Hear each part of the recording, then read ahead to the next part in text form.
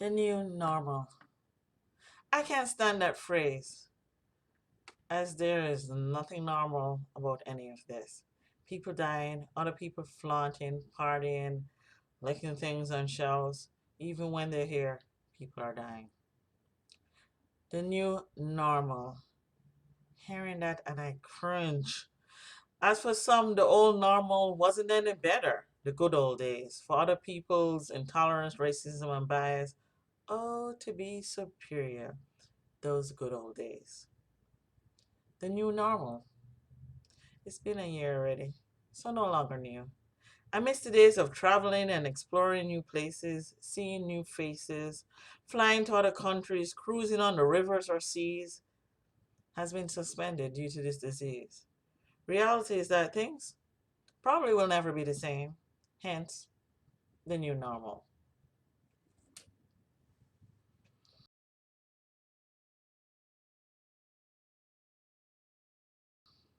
Hi, this is Suzette from Cloudy Sky today.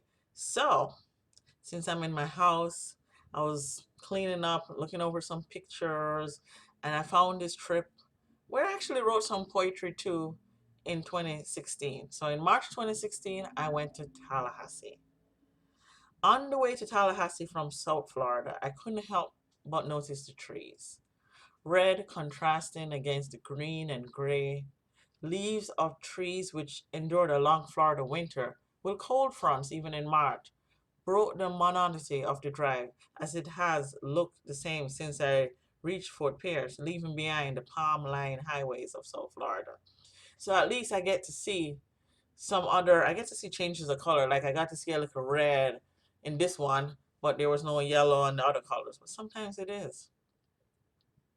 The stark contrast of trees between the north and south always seem to amaze me.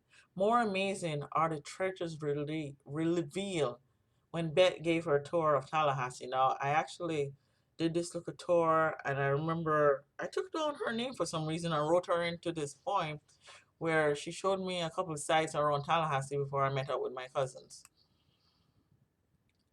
Now, this was, unfortunately, this was back when I really didn't put a label on it, but I believe this is Knott's house because it had that beautiful gardens and the lilacs and everything else. And one of the most amazing things about Tallahassee is that a lot of the museums have free entrances. So I was very amazed that more tourists don't visit the capitals because it was just a small tour which you just use a cart and I was just, really, this is it? I was expecting more people.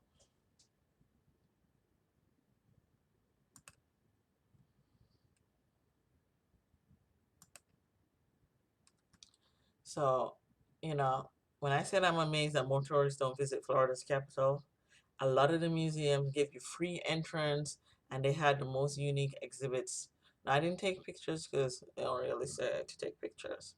But you had museums like the Knott's House, where Luella personified her Victorian furniture with sweet little verses that her guests then and now can read. So this lady would put like little notes all over the place. And I guess it's like a B&B. And when people would stay there, they could just go there and read.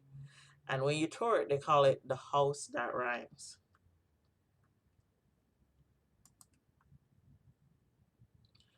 And then they got two major schools in Tallahassee. You got Florida A&M. I can never know what A&M stands for. What FAMU is in Tallahassee, and also FSU is in Tallahassee. So we actually went between the two schools and listened to her narrate about the capital. And the next day, I visited the Capitol building with my cousin, and we saw, the different faces of the men and women who made the rules for the state. They also had some other museums, but they weren't open when I was visiting because I think I was visiting during spring break. The John Riley Museum. You have the Natural Museum of Fine Arts, and they also had a Natural History Museum. But I want to spend all that time in museums. You know, the couple that I went to was enough for that day. I kept saying I would go back and try and get into those museums. Because the Knott's Museum, where that house is, a Victorian house, that's how I knew so much about Luella. Another thing I liked about her that she was a poet too. She wrote little verses. Okay, most of them were probably quatrains, but hey, they were beautiful. And they had a lot of historic houses, more than I would find in South Florida. Plenty of oak trees. Oak is not something I really see in South Florida. I get to see a lot of pine, sable pine. I should know all the pines by now. Coconuts, my favorite. And then there was this park called Cascade Park that had, I guess it was pretty new and it had like wonderful bike trails on it and it had installation art. I have to say, Tallahassee was a beautiful place when I visited it. And I would recommend that you visit it too. Well, when it's safe. Yeah.